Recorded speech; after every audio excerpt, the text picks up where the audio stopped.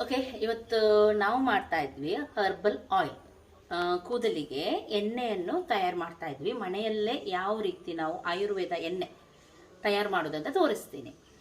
ಇದು ಕೇವಲ ನಿಮ್ಮ ಕೂದಲು ಬೆಳಿಲಿಕ್ಕೆ ಮಾತ್ರ ಅಲ್ಲ. ಡ್ಯಾಂಡ್ರಫ್ ಇದೆ ಆದರೆ, ಬೇಗನೆ ಕೂದಲು ಬೆಳ್ಳಗಾಗ್ತಿದೆ ಆದರೆ, ತುಂಬ ಉದುರ್ತಿದೆ ಆದರೆ ಎಲ್ಲದಕ್ಕೂ ಕೂಡ ಬೆಸ್ಟ್. ಹಾಗೂ ಈ ಎಣ್ಣೆಯನ್ನು ನಿಮಗೆ ಒಮ್ಮೆಲೆ ಕಾಲು ಗಂಟು ಅಥವಾ ಎಲ್ಲಾದರೂ ನೋವಿದೆ ಆದರೆ ಅದಕ್ಕೂ ಕೂಡ ನೀವು ಸ್ವಲ್ಪ ಬಿಸಿ ಮಾಡಿ ಯೂಸ್ ಮಾಡ್ಬೋದು. ತುಂಬ ಚೆನ್ನಾಗಾಗುತ್ತೆ.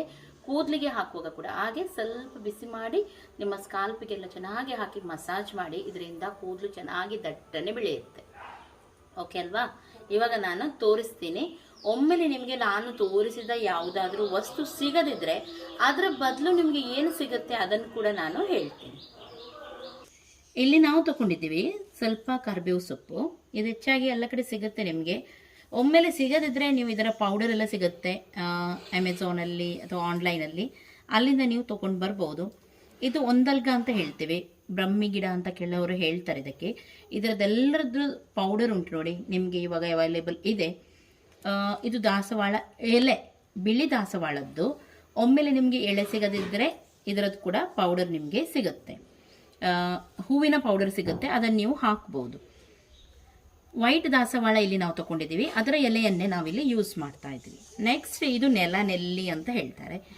ಇದರ ಪೌಡರ್ ಸಿಗುತ್ತಾ ನನಗೆ ಗೊತ್ತಿಲ್ಲ, ಆದರೆ ಇದು ಸಿಗದಿದ್ರೆ ಒಮ್ಮೆಲೆ ನೀವು ಸ್ಕಿಪ್ ಮಾಡ್ಬೋದು. ಹಾಕಿದರೆ ತುಂಬ ಒಳ್ಳೆಯದು, ತಂಪು ಸ್ವಲ್ಪ.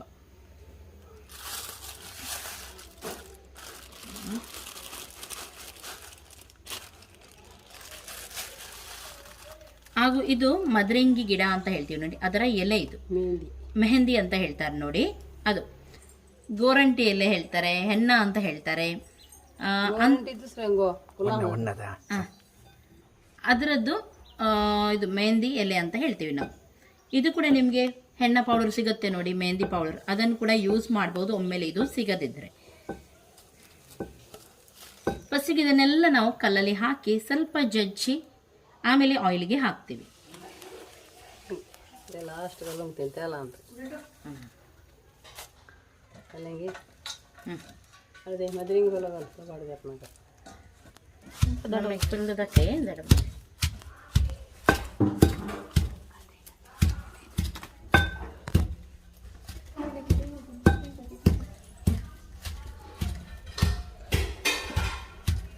ನನ್ನ ಉದ್ದ ಕೂದಲಿನ ರಹಸ್ಯ. ಇವಳ ಕೂದಲಿಗೆ ಕೂಡ ಇದೇ ಎಣ್ಣೆಯನ್ನು ಹಾಕುದು. ಚಿಕ್ಕದ್ರಿಂದ ಎಷ್ಟು ಗಟ್ಟಿಯಾಗಿ ಚೆನ್ನಾಗಿ ಬಂದಿದೆ. ಇನ್ನೊಬ್ಳು ಓಡಿ ಹೋದ್ಲು, ಅವಳದು ಇಷ್ಟು ದಪ್ಪ ಉಂಟು, ಆದರೆ ಗುಂಗುರು ಎಷ್ಟು ದಪ್ಪ ಉಂಟು. ನಾನು ಕೂಡ ಕೂದಲು ಉದುರುವಾಗ ಎಲ್ಲ ಅದನ್ನೇ ಯೂಸ್ ಮಾಡ್ತೀನಿ. ತುಂಬ ಚೆನ್ನಾಗಿ ಉದ್ದವಾಗಿ ಬೆಳೆದಿದೆ, ನೋಡ್ಬೋದು ನೋಡಿ.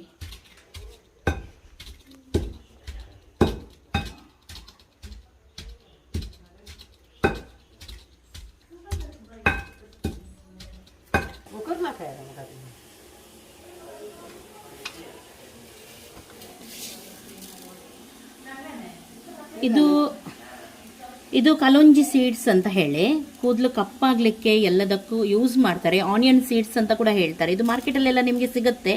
ಕಲೋಂಜಿ ಅಂತ ಹೇಳಿ ಕೇಳಿದರೆ ಕೊಡ್ತಾರೆ. ತುಂಬ ಒಳ್ಳೇದು ಇದು ಕೂದಲಿಗೆ. ಹೆಚ್ಚಾಗಿ ಯಾರ್ದು ಸಣ್ಣಕ್ಕಿರುವಾಗನೇ ಬಿಳಿಯಾಗುತ್ತೆ ನೋಡಿ, ಅಂಥವ್ರಿಗೆಲ್ಲ ಇದು ತುಂಬ ಬೆಸ್ಟ್. ಇದರೊಂದಿಗೆ ನೀವು ಬೇಕಿದ್ರೆ, ಇದು ಆನಿಯನ್ ಸೀಡ್ಸ್ ನಾವು ಹಾಕಿದ್ದೀವಿ. ನೀವು ಈರುಳ್ಳಿ ಕೂಡ ಸಣ್ಣ ಸಣ್ಣ ಈರುಳ್ಳಿ ಸಿಗುತ್ತೆ ನೋಡಿ, ಅದನ್ನು ಕೂಡ ನೀವು ನಾಟಿ ಈರುಳ್ಳಿ ಅಂತ ಹೇಳ್ತೀವಿ, ಅದನ್ನು ಕೂಡ ನೀವು ಹಾಕ್ಬೋದು ಎಣ್ಣೆಗೆ, ಇನ್ನೂ ಕೂಡ ಒಳ್ಳೇದು.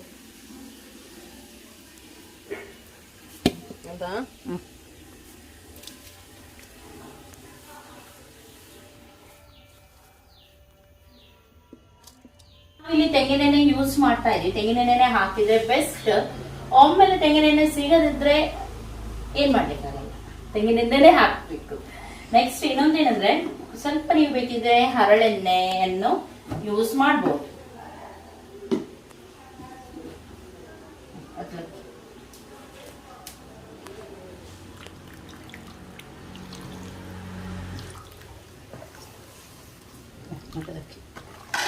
ಇವಾಗ ಲೋ ಫ್ಲೇಮಲ್ಲಿ ನಾವು ಎಣ್ಣೆಯನ್ನು ಬಿಸಿ ಮಾಡಬೇಕು. ಫಾಸ್ಟಲ್ಲಿ ಇಡಬಾರ್ದು, ಓವರ್ ಹೀಟ್ ಆಗಬಾರ್ದು. ಎಣ್ಣೆ ಓವರ್ ಹೀಟ್ ಆದರೆ ಇದರಲ್ಲಿರುವ ಅಂಶ ಎಲ್ಲ ಹೋಗುತ್ತೆ. ಹಾಗಾಗಿ ಎಣ್ಣೆ ಲೈಟ್ ಆಗಿ, ಮತ್ತೆ ನಾವು ಹಾಕಿದ್ದೆಲ್ಲ ಉಂಟು ನೋಡಿ, ಅದು ಕರಂಚುತ್ತೆ, ಸ್ಮೆಲ್ ಕೂಡ ಚೆನ್ನಾಗಿ ಬರಲ್ಲ. ಹಾಗಾಗಿ ಲೋ ಫ್ಲೇಮಲ್ಲಿ ಇದನ್ನು ಸ್ವಲ್ಪ ನಾವು ಬಿಸಿ ಮಾಡಬೇಕು.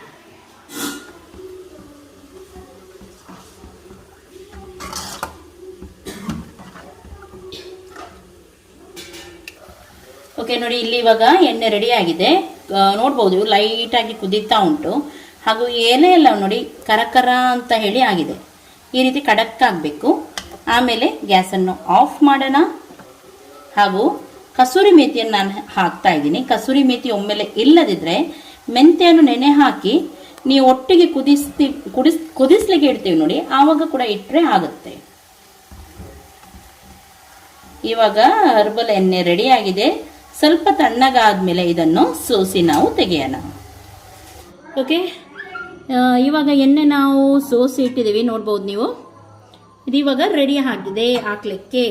ನೋಡಿ ಈ ಕಲರಲ್ಲಿ ಬರುತ್ತೆ. ಖಂಡಿತವಾಗ್ಲೂ ಇದನ್ನು ನೀವು ಟ್ರೈ ಮಾಡಿ. ಖಂಡಿತವಾಗ್ಲೂ ಈ ಎಣ್ಣೆಯನ್ನು ನಿಮ್ಮ ಕೂದಲಿಗೆ ನೀವು ಟ್ರೈ ಮಾಡಿ ನೋಡಿ. ಕೂದಲಿನ ಎಲ್ಲ ಸಮಸ್ಯೆ ಕೂಡ ನಿವಾರಣೆ ಆಗುತ್ತೆ. ಓಕೆ, ಇನ್ನು ನಾನು ನೆಕ್ಸ್ಟ್ ಸಿಗ್ತೀನಿ ನಿಮಗೆ ಒಳ್ಳೆ ಒಂದು ಟಿಪ್ಸ್ ಒಂದಕ್ಕೆ. ಅಷ್ಟರವರೆಗೆ ನಿಮಗೆಲ್ಲರಿಗೂ ಟೇಕ್ ಕೇರ್.